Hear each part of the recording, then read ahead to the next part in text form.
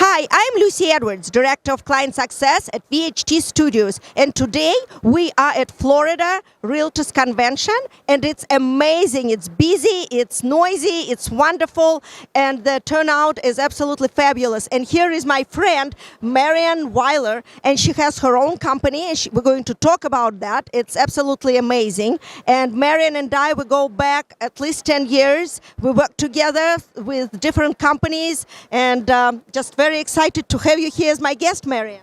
Hi, Lucy. I am excited to see you today. And yes, we have been working together for many years, so I'm pleased that you're down here in Florida now, too.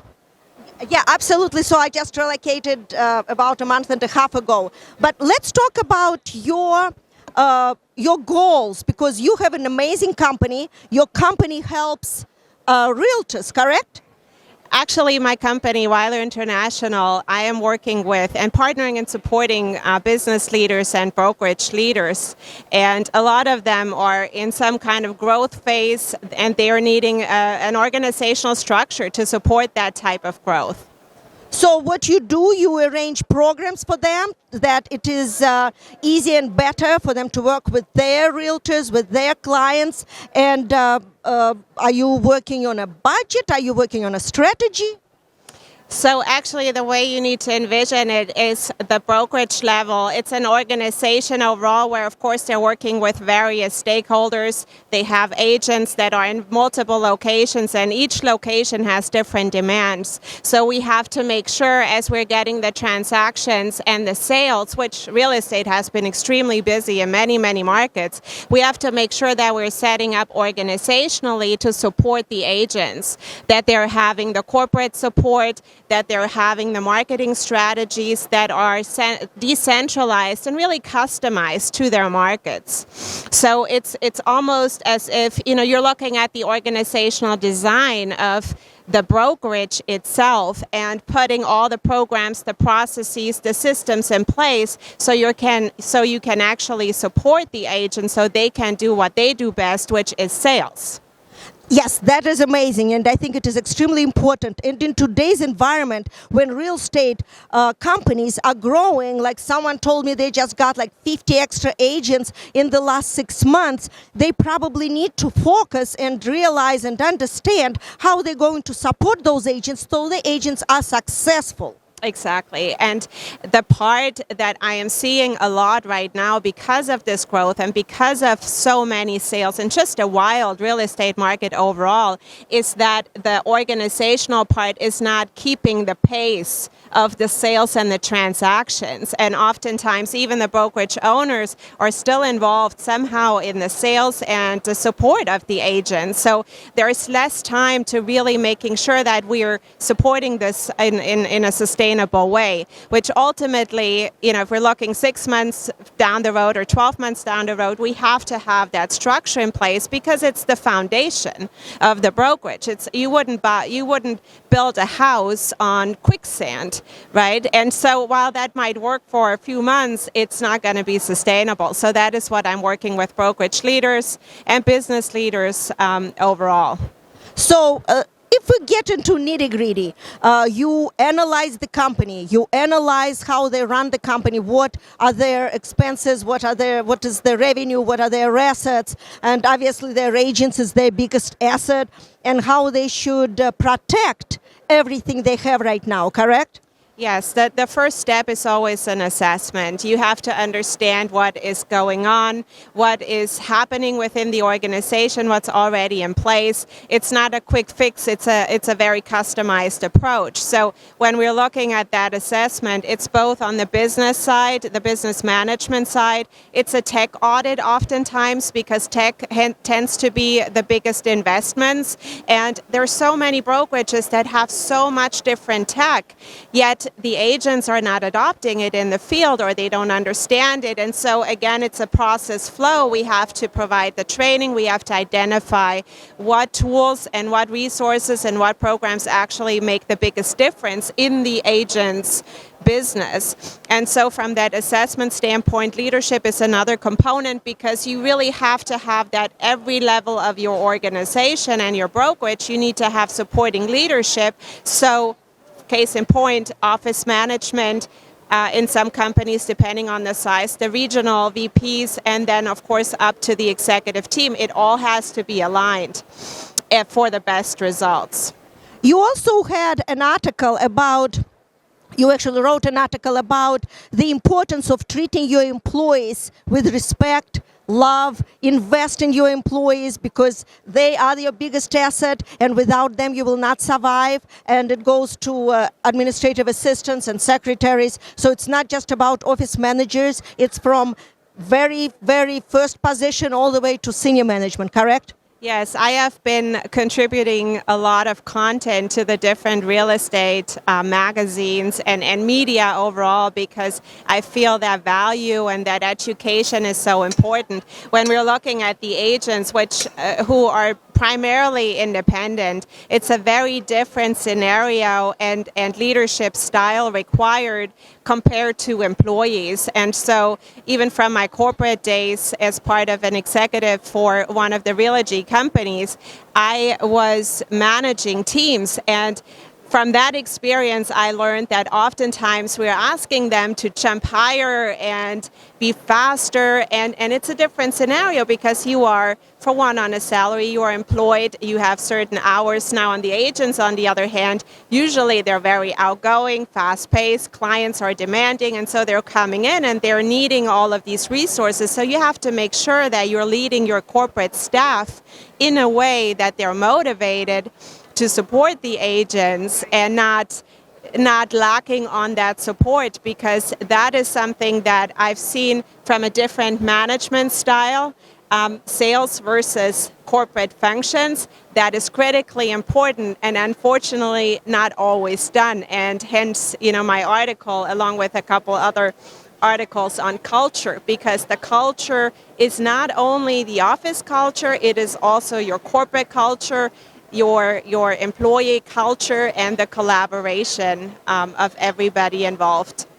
You also had an article about being focused, talking about you already created a program, there is a process, everyone follows it, and then sometimes you just kind of like fall off the wagon.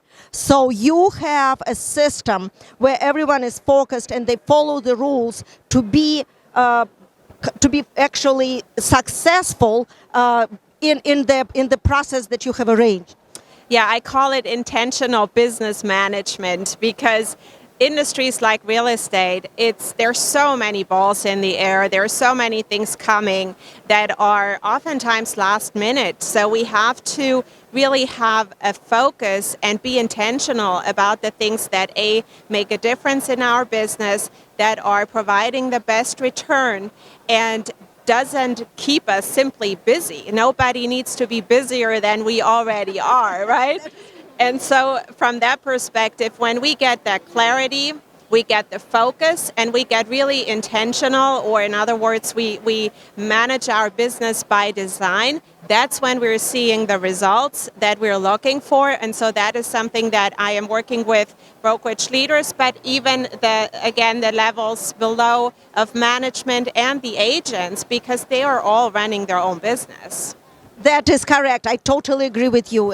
Yes, they're self-employed. Doesn't matter what part of the company they are. Though they do need to understand when they join a firm or a real estate company brokerage, they need to understand the culture of that brokerage so they fit in. They have the same chemistry and the same understanding of the business. Do you agree with me? Yeah, that brings up a really good point, because real estate has a lot of personalities, and every real estate brokerage, even sometimes down to the office level, has its own culture and its own personalities. And so you have to make sure when you're recruiting or when you're bringing on team members that they are a reflection of the culture and a reflection of the values that are important to you, because that's where we're coming back even to branding. And I've worked within large luxury brands as well as more of the I call it more of the meat and potato type brokerage brands that are more on an average price point of like $300,000,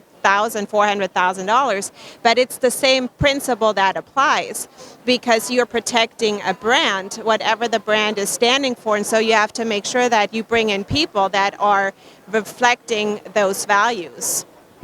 I agree with you, and I think it is very important because the brand and reputation, when you hire someone and they have a business card with your logo and the name of your company, they reflect what you are representing, and it's important to be consistent in hiring and accepting realtors that believe in the same direction as you believe as a broker owner. Yeah, I always compare it with there is a corporate brand, the brokerage brand, and then there's the agent brand because people do business with people. So in an ideal world, you have a brokerage brand that is lifting you even further, that is supporting and giving really instant credibility, ideally. But in order to do that, you have to protect the brand.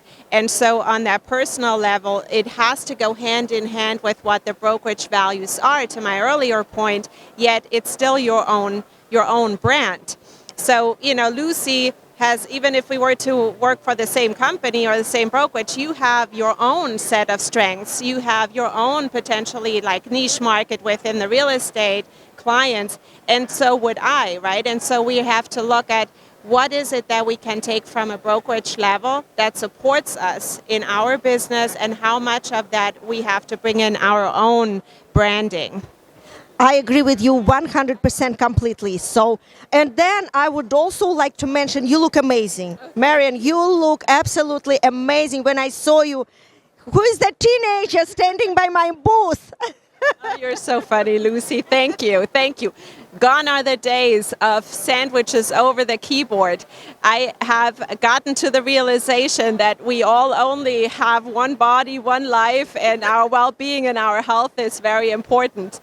And so I've been taking care a bit more, and actually I've been working out, and this last year, if any year, has given us the opportunity to be more outdoors and get more active in the outdoor space. Thank you. Yeah, that's for sure. Especially in Florida, you have all 365 days to be outdoors. It's not everywhere, but yes, you look fabulous, and I do believe that it all, your productivity and being focused comes from your body as well. You have to organize your sleep, the way you eat, the way you walk, the way you exercise. It all comes together, and it pays off in the morning when you are focused and you are ready to work and conquer the world. It does. It all literally comes together, and it comes back to our intentional point that we just discussed, right? Because we have our wealth, we have our health, we have our business, and so instead of running faster and faster, we have to find ways how we get more intentional so we can have that time to really take care of ourselves. Well, thank you so much, Marion. I am Lucy Edwards, Director of Client Success at VHT Studios, and today with me at our booth at the conference, Florida Realtors Convention, we have this beautiful conversation. So please go to vht.com/learn to watch more of my videos, and also please note that Marion was my guest at Lunch with Lucy. So watch that episode. Have a great day. Cheers, everybody. Thank you, Lucy.